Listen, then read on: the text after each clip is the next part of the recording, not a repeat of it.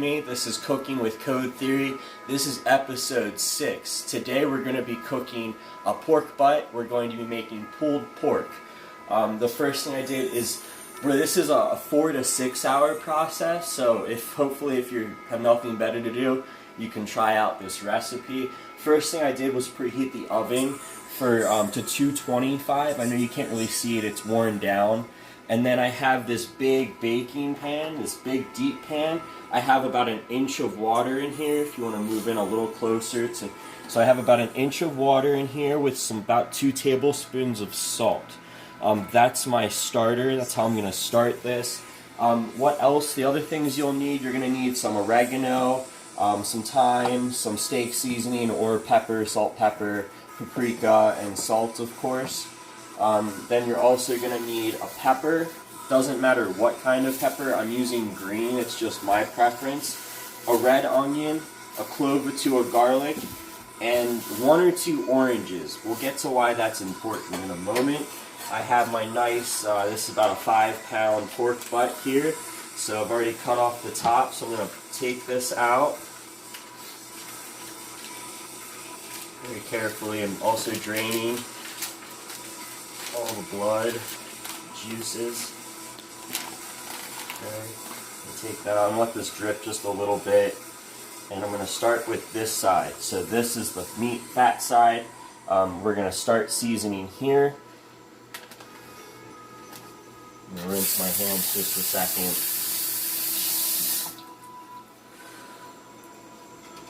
So we're going to season this real well. And a little trick I'm going to show you. You can do this with a lot of types of meat, 5 pounds or more. I'm just going to cut little slits in the fat. And what that does is it allows the seasoning to get inside there. So just a little, I probably only go maybe like 1 centimeter or 2 down. You don't want to go too deep, but these slits definitely help get the seasoning into the meat, into the center, which is essential if you're doing like a big pork butt or roast, or just doing pulled pork even, which is what this is going to turn into. So I've got about 5-6 slits in there, again, centimeter or 2 down, not too deep, just to help me get the seasonings in there. And then we're going to salt the top of this. Probably doing maybe 3-4 tablespoons total, so about 3 per side. I'm going to rub that in real well. And you see it, I don't know if you can see at home, but I'm kind of pushing it in there. You can see it kind of gets in there a little bit. That's the desired effect that you want. Okay, I'm going to go over it with some other seasonings. The last few days I have added a whole bunch of new music to my SoundCloud radio station if you want to check that out. Nice kind of chill, more of like working during at home kind of music, which is what I've been doing a lot of. I'm sure a lot of you have been working from home, so the kind of edited the radio as I saw fit. So hopefully you're checking it out, you're enjoying those songs that I'm putting on there. Now I'm just oregano over the top. I always do like fresh seasonings like oregano, parsley, stuff like that. I do last. And you can see this is a really, really nice color on the top. That's what you're going for. If you want, I use paprika. You don't have to use paprika. The reason I use paprika and a light amount of paprika is because when you're cooking a big pork roast like this for extended time, it's really easy to dry out. What that paprika does is it adds flavor. So it might be a little dry out, but at least it's going to taste good. That's the reason for that. So I got this side real nice. I'm going to flip it and just do the same thing on this side. So salt again, rub some salt in real well.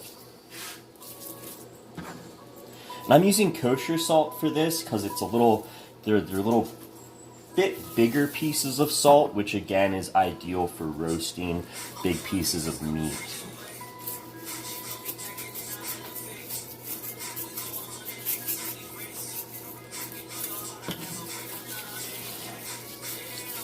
And I just want a nice consistent, you just want to kind of dress it real consistent. You don't want it to be too heavy. It's really important.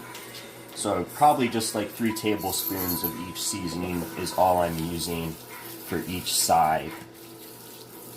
And again, I'm making sure to really rub this in. There's the oregano.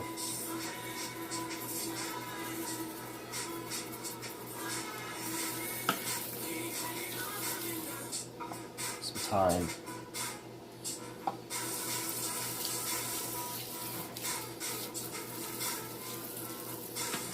I'm going to set this in fat side down, because what the fat's going to do is it's going to caramelize into the meat.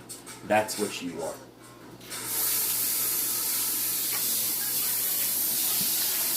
I'm just going to clean up here for a minute. I'm rinsing my cutting board, so obviously I just had a big chunk of raw meat on there. So I'm going to make sure I clean this off real well before I chop my veggies, because that's what's going to avoid cross-contamination. Cross-contamination is when you're going to, just like this, I'm using raw meat, but then if I didn't clean the cutting board off before I chop the veggies, that would be cross-contamination. You're mixing raw beef juice with the veggies you're chopping, and that's how you can get really, really sick if you do it that way.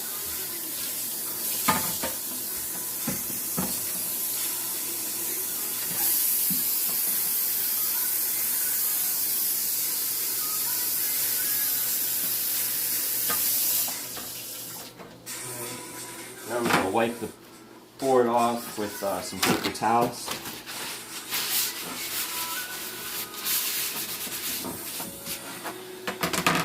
And we're good to go again. I'm going to add some veggies. Doesn't matter what you start with. I'm going to do the onion last just because it makes more of a mess on the cutting board.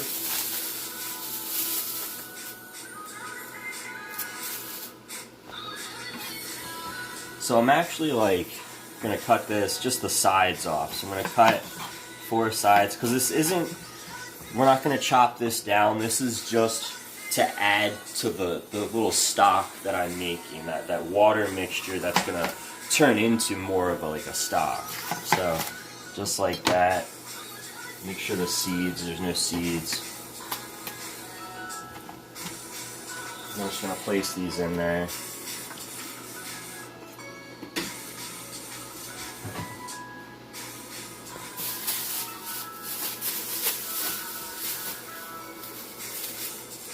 Oranges. So now we're getting to the oranges, and if you're watching this, some of you might think this is kind of an interesting thing to add to a pork belly, but oranges and the orange juice will help it, so it'll help retain that moisture inside the meat. This was a trick I learned from a restaurant I used to work at here in Colorado, was you add a little bit of orange juice to your mixture, add orange peel, and it keeps the meat a little more moist all throughout.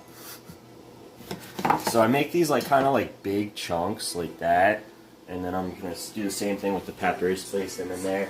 You could do a little juice, definitely add some orange juice to it, that's fine as well.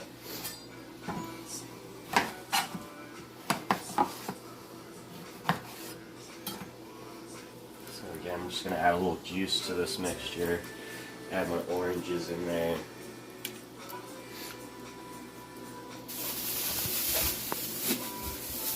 So next we're going to do the onion and then garlic. So cut off both ends of your onion like so. And then you want to peel the first layer off.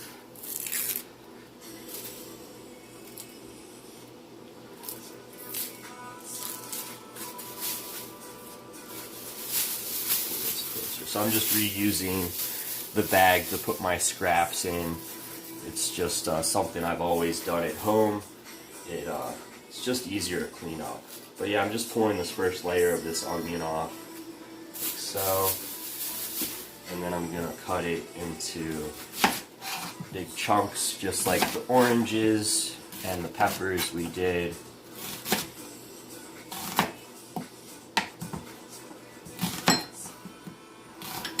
You'll notice I'm not using a red onion. Red onions are great, they're more flavorful. White onions are better for baking. So I'm just going to set those in there.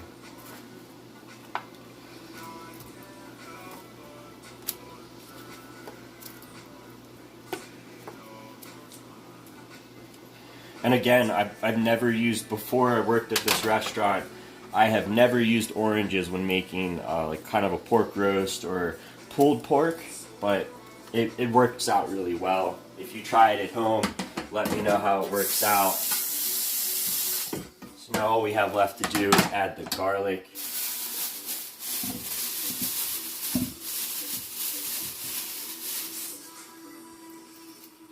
The same thing, you can cut off, it's a lot easier if you cut off the end of the garlic. You can actually see where the cloves are if you can get in there, which is a lot easier to peel from. That's just a little trick I've learned over the years. So I'm probably going to use like 2 or 3 cloves depending on the size.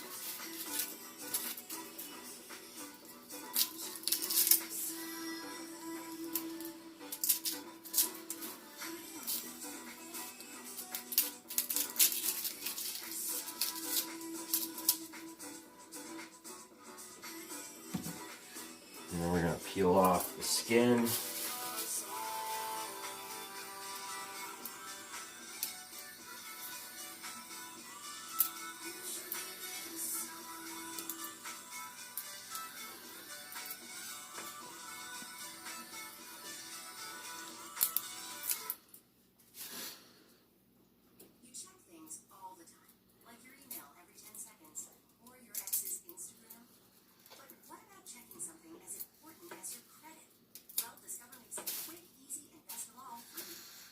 And what I'm going to do is I'm just going to chop this a little bit. If you just throw garlic cloves into here, it won't do the same effect. It's kind of like, once you cut into a garlic, it kind of like activates it. It probably doesn't make much sense. But if you just throw garlic cloves into like a roast or a batch, it doesn't do the same effect as if you were to chop it a little bit and actually like open the garlic up.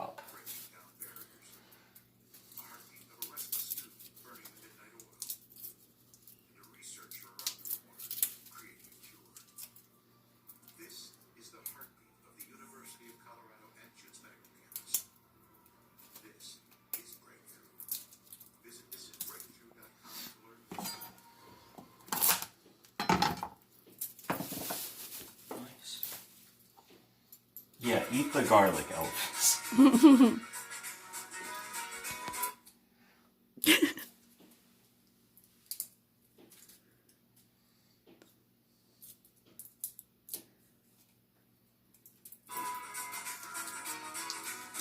So this is what I mean. So like, if I just put this piece, but since it's split, you can actually feel it. It's wet there, which means the garlic it's what we call activated, which means like if it wasn't chopped, then you wouldn't get it, like the flavor wouldn't leak out, if that makes sense.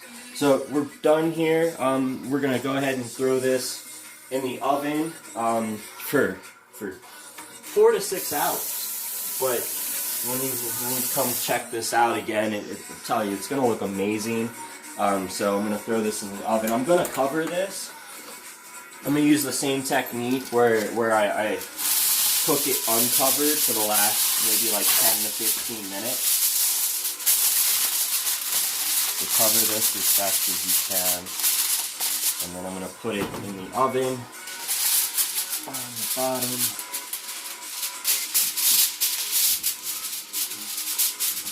And there we go. When we come back, you'll see it'll be done, and we'll start pulling it. Alright, so now we got this pulled pork. Got the reveal here. Pulled this out. Get close up here. This is going to be what I'm going to use to make pulled pork. So I'm going to shred this all down. Not on video, of course, because it's going to take forever. But this is something similar to what you should have if you followed my recipe. You obviously can't smell through the video, but if you could, it would be amazing. Thanks for joining me. Check me out, SoundCloud, Facebook, Mixcloud, Instagram, Cod3Theory.